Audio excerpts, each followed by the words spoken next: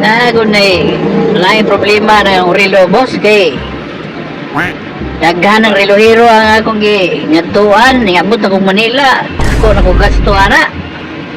Pero wa man gihapon.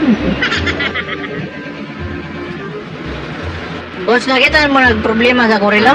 Ayaw, di agbanha, kaya na nag-concentrate ko. Kita ka, nagagmay pa ng mga pisa ng imong relo, tapos banha ka?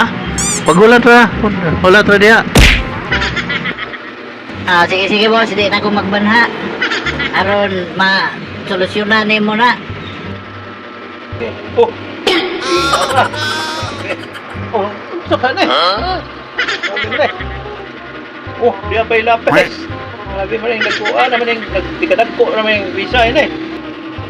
Ayun ko nag-flies mo eh. Nga nung na may flies diha. Na pa'y martilyo. Unsa mo eh. Stapler naman na. Ay, minuang naman na. Segundo na rin isulod na. Himo naman ang toolbox ng akong relo. Yun ay last. Ay, gata. Mao daw na. Wato, hastang toothbrush ko. Yan ay Sa baling doon. Ito, nagkawanggra ng mga gamit sa balay. Meron.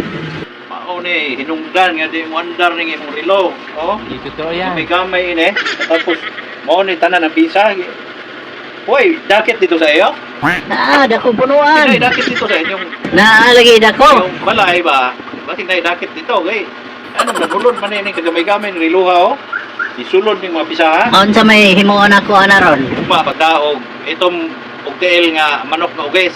Wa nga na itong ugtiil nga manok nga uges. Ang kulang nga manok. Okay, ano na itong kuhan?